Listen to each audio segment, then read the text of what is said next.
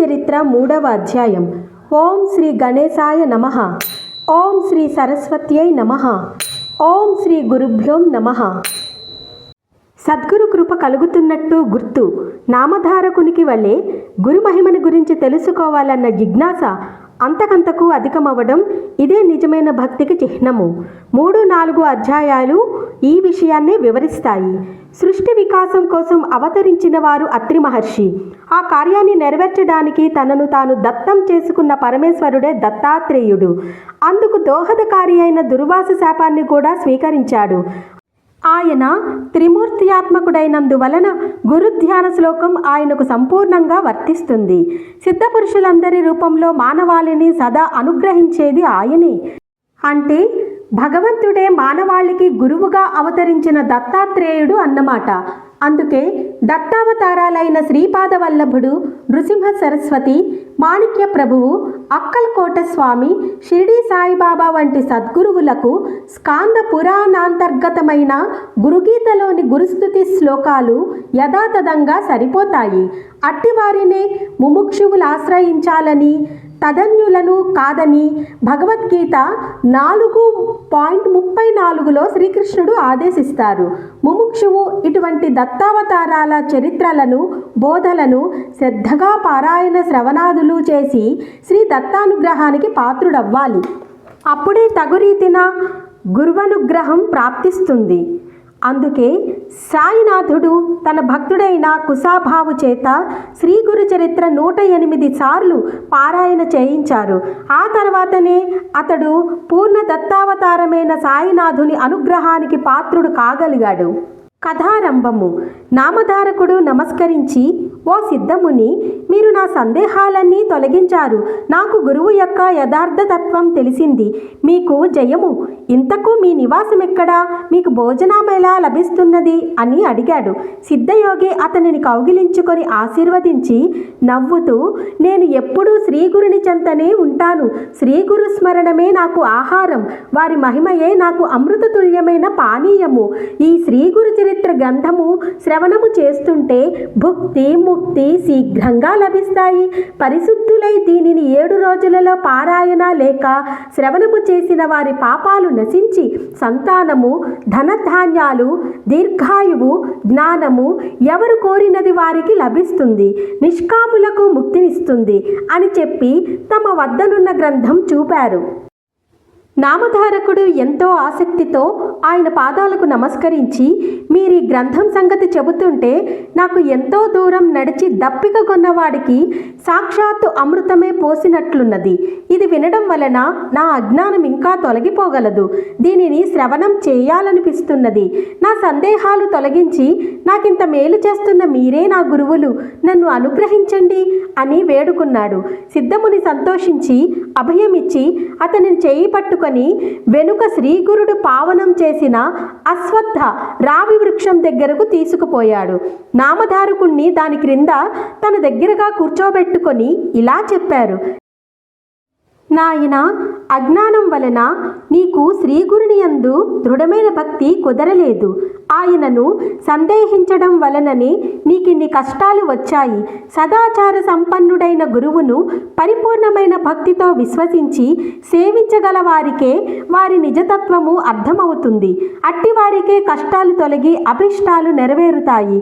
నిజానికి సద్గురువు తన పరభేదం లేకుండా అందరిపైన అపారమైన దయ కురిపిస్తుంటాడు. నీరు ఎత్తైన ప్రాంతంలో నిలువజాలనట్లు దాంభికులకు ఆయన కృప లభించదు. గురువుకు సాటి అయినదేదీ లేదు. కల్పవృక్షము, చింతామణి కోరినవి మాత్రమే ప్రసాదించగలవు. కానీ గురువు మనం కోరని దానిని కూడా ప్రసాదిస్తారు.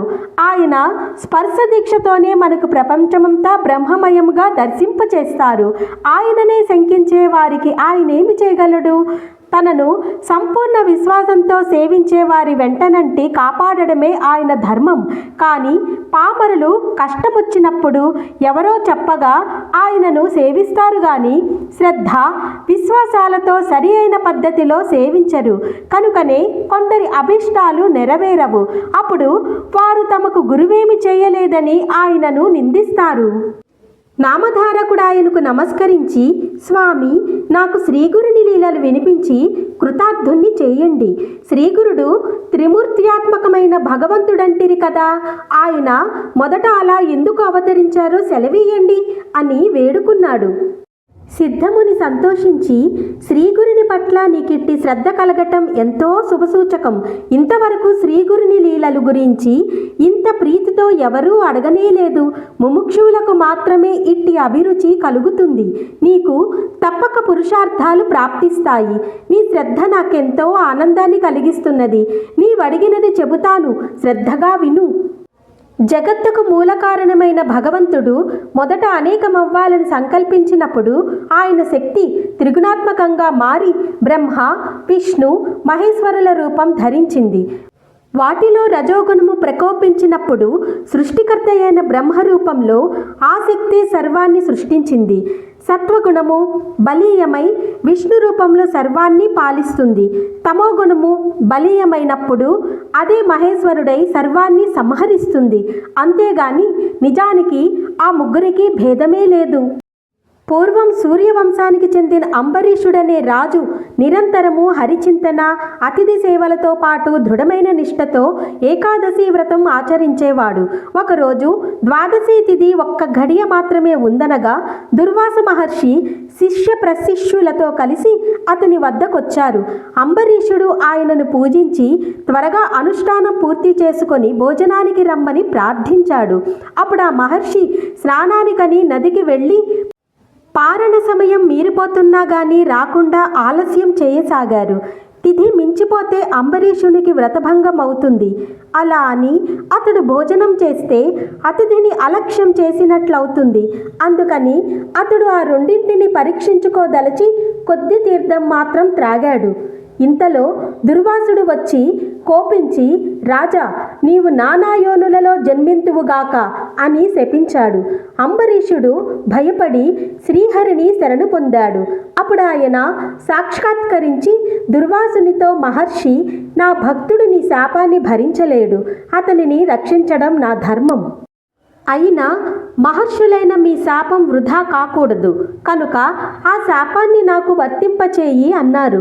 అలాగైనా శ్రీహరి తిరిగి అవతరిస్తూ లోకోపకారం చేయగలడని తలచి సంతోషించి, దుర్వాసుడు విశ్వాత్మ, మీ గురించి తపస్సు చేస్తున్న యోగులకు ప్రత్యక్ష దర్శనం ఇవ్వడానికి, జంతు యోనులలో జన్మించిన పాపులను ఉద్ధరించడానికి మీరు భూలోకంలో ఎప్పుడూ అవతరిస్తూ ఉండండి అన్నారు. అందువల్లనే విష్ణువు మత్స్యాది అవతారాలెత్తాడు. కానీ వాటిలో కొన్ని గుప్తంగా ఉండి ఉత్తమ తపస్సులకు మాత్రమే తెలుసుకొన సాధ్యమవుతాయి. ఇట్టి అవతారాలలో ఒకటి దత్తాత్రేయుడు. ఈయన అత్రి అనసూయలకు జన్మించాడు.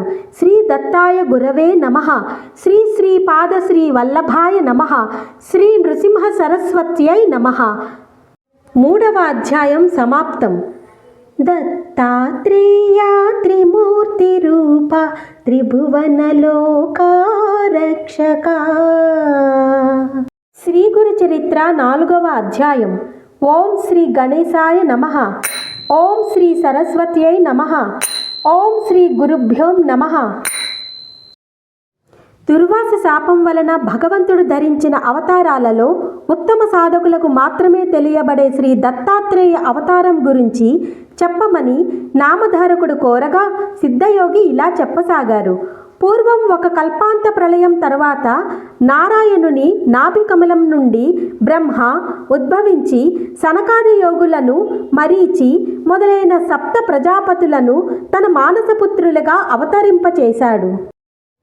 తరువాత శతరూప మనువులను సృష్టించాడు. వారి కుమార్తె దేవహూతి కర్దముని భార్య అయింది. ఆమెకు కలిగిన కుమార్తెలలో అనసూయాదేవి అత్రి మహర్షికి భార్య అయి మహాపతివ్రతగా ప్రసిద్ధికెక్కింది. ఆమె పాతివ్రత్య ప్రభావానికి వెరచి కొండలు, శిలలతో కూడి ఎంతో కఠినమైన భూమి ఆమె పాదాల క్రింద మృదుత్వాన్ని వహించింది. సర్వాన్ని తపింపచేసే సూర్యుడు, అన్నిటినీ దహింపచేసే అగ్ని కూడా ఆమెకు చల్లదనం ఇవ్వసాగారు. వాయువు ఆమె చెంత తన ప్రచండ వేగం మాని మందంగా మలయమారుతంగా వీచేవాడు. దేవతలందరూ తమ వలన ఆమెకు కష్టం కలిగినా లేక ఏ అల్పుడైనా ఆమె అనుగ్రహం పొందినా అతడు తమను కూడా జయింపగలడని భయపడుతుండేవారు. ఒకసారి త్రిలోక సంచారి అయిన నారద మహర్షి బ్రహ్మ, విష్ణు, మహేశ్వరుల నివాసాలకు వెళ్ళి అక్కడ అనసూయాదేవి పాతివ్రత్యాన్ని ఎంతగానో ప్రశంసించాడు. అత్రి మహర్షి ఆదేశం మేరకు ఆమె వలె అతిథి అభాగ్యతలను ఆదరించే సాధ్వి మరొకరు లేరన్నాడు. అప్పుడు త్రిమూర్తుల భార్యలు కూడా దేవతలందరి వలనే భయపడి అసూయ చెంది ఆమె పాతివ్రత్య మహిమను తగ్గించమని తమ భర్తలను నిర్బంధించారు. అప్పుడు త్రిమూర్తులు అతిథి వేషాలలో అత్రి మహాముని ఆశ్రమానికి చేరుకున్నారు.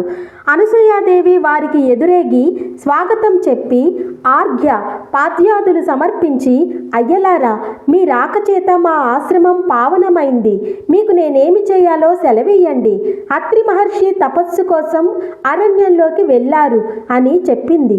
అప్పుడు ఆ అతిథులు, అమ్మా, మాకెంతో ఆకలిగా ఉన్నది. నీ భర్త ఎప్పుడు వస్తారో చెప్పలేం కదా, మాకు వెంటనే భోజనం పెట్టు అన్నారు.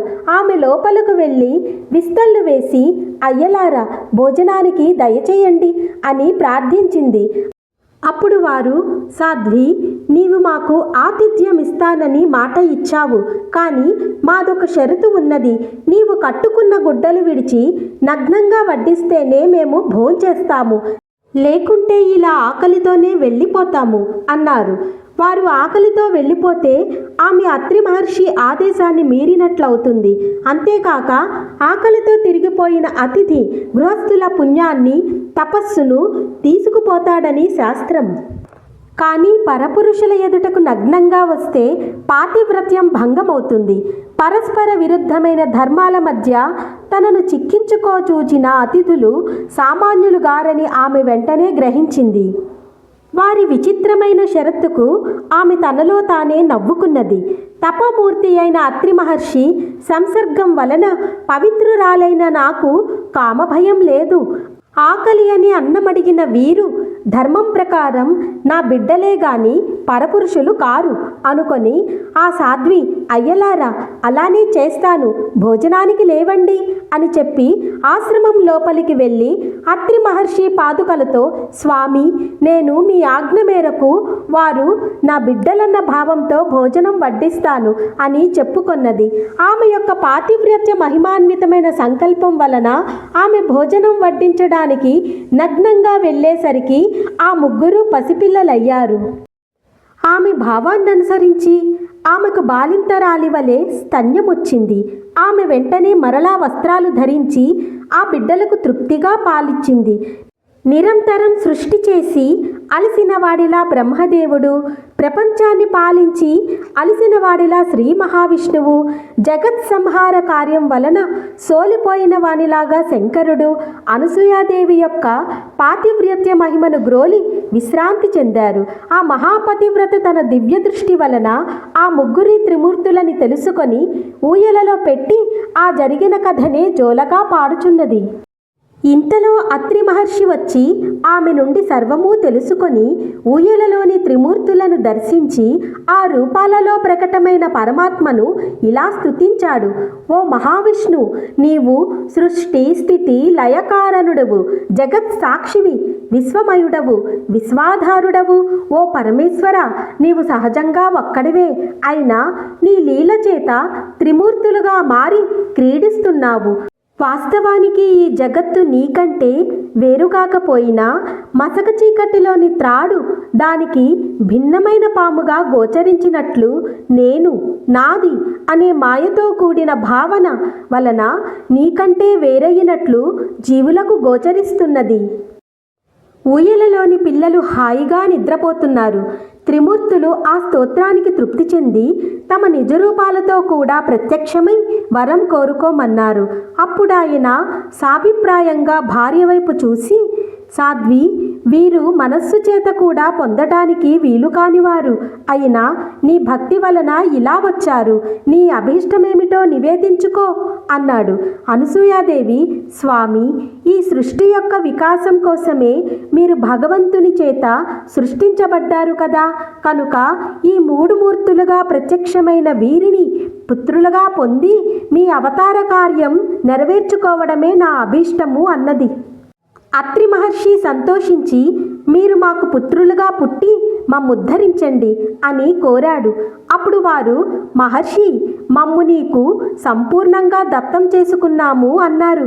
ఆ పతివ్రతా ప్రభావం చేత త్రిమూర్తులు అత్రి కోరిన వరమును అనుగ్రహించి తమ లోకాలకు వెళ్ళి వారి భార్యలను కలుసుకున్నారు. తరువాత అత్రి అనసూయలకు 3 పుత్రులు కలిగారు. సద్గురువైన అత్రి మహర్షికి ఆత్మసమర్పణ చేసుకొని సేవించిన ఫలితంగా తనకు వ్రతభంగం చేసి శపించడానికి వచ్చిన త్రిమూర్తులను బిడ్డలుగా పొందింది అనసూయాదేవి. తర్వాత అత్రి మహర్షి బాల విష్ణుమూర్తికి దత్తుడని, దర్శన మాత్రం చేత అందరి హృదయాలకు ఆహ్లాదాన్నిచ్చే బ్రహ్మదేవునికి చంద్రుడని, ప్రళయకర్త అయిన రుద్రుడికి దుర్వాసుడని నామకరణం చేశాడు. ఈ 3 అత్రి యొక్క సంతానం కనుక వీరిని ఆత్రేయులని, దత్తుణ్ణి దత్తాత్రేయుడని వ్యవహరిస్తారు. ఈయనే సాక్షాత్తు పరమేశ్వరుడు, శృతులకు కూడా అందని సచ్చిదానంద స్వరూపుడు, మానవులకు అభిష్టాలు నెరవేర్చి యోగము, జ్ఞానము ప్రసాదించేవాడు. స్మరించిన తక్షణంలోనే అనుగ్రహిస్తూ సర్వత్రా సంచరిస్తుంటాడు. దుర్వాసుడు మిక్కిలి కోప స్వభావం కలవాడైనా ఆయన కోపం కూడా లోకానికి కళ్యాణమే చేకూర్చింది. చంద్రుడు సర్వజీవులను పోషిస్తుంటాడు. తరువాత బ్రహ్మ, చంద్రుడు, శివుడు, దుర్వాసుడు తమ దివ్యాంశలను దత్తాత్రేయుని యందుంచి తల్లి అనుమతితో తపస్సుకు వెళ్ళిపోయారు. నామధారక, అలనాటి దుర్వాస శాపం వల్లనే పరమాత్మ అయిన శ్రీదత్తుడు శాశ్వతంగా భూమి మీద సంచరిస్తూ భక్తులను అనుగ్రహిస్తుంటాడు. అసలు ఆయన అవతరించినదే అందుకు. స్థూల దృష్టికి అలా కనిపించినా నిజానికి ఇతర అవతారాలు తమ కార్యం తీరగానే శరీరాలు త్యాగం చేసి వైకుంఠానికి వెళ్ళిపోయినట్లు భగవంతుడు ఈ దత్తావతారంలో చెయ్యడు. శ్రీరాముడు రావణాది రాక్షస సంహారం కోసము, శ్రీకృష్ణుడు దుర్యోధనాది దుష్టులను సంహరించి భూభారం తగ్గించడానికి అవతరించారు. ఆ కార్యాలు తీరగానే ఆ ఇద్దరూ తమ శరీరాలు వదిలివేశారు. కానీ సర్వజనోద్ధరణమనే దత్తావతార కార్యం సృష్టి ఉన్నంత వరకు కొనసాగవలసిందే. కనుక దత్తస్వామి అవతార త్యాగం చేయకుండా నిత్యము భూమిపై సంచరిస్తుంటాడు. శ్రీ దత్తాత్రేయుడే ఆది గురువు. పూర్వం భగవంతుడు మత్స్య, కూర్మ రూపాలలో అవతరించాడు. అలాగే ఈ కలియుగంలో కూడా ఇప్పటికీ 2 సార్లు అవతరించాడు. కలియుగంలో అజ్ఞానులకు గోచరం కాకపోయినా ఈ 2 అవతారాలు ఇప్పటికీ కూడా భక్తుల అభిష్టాలు నెరవేరుస్తున్నారు. ఇతర యుగాలలో కర్మచేత తప్ప సిద్ధించని పుణ్యం ఈ కలియుగంలో పరిమిత కాలంలో సత్సంకల్పం చేతనే సిద్ధిస్తుంది. కనుక ఇట్టి కలియుగంలో జన్మించి బుద్ధి పూర్వకంగా శ్రీగురుని ఆరాధించి తరించడం ఎంతో సులభం. అట్టి అవకాశం పూర్వపుణ్యం చేత నీకు లభించింది కనుక నేను చెప్పే గురుకథలు శ్రద్ధతో విను అన్నారు సిద్ధయోగి. నామధారకుడు దత్తావతరణం గురించి విని ఆనందించి, ఆహా, అలనాటి అనసూయాదేవి పాతివ్రత్యం వలన మానవాళికి గురు పరంపర, అందువలన మా వంటి అగ్నులకు మీ వంటి గురువు యొక్క కృప లభించాయి అన్నాడు. శ్రీ దత్తాయ గురవే నమః. శ్రీ శ్రీపాద శ్రీ వల్లభాయ నమః. శ్రీ నృసింహ సరస్వత్యై నమః. 4వ అధ్యాయం సమాప్తం. దత్తాత్రేయ త్రిమూర్తి రూప త్రిభువన లోక రక్షక.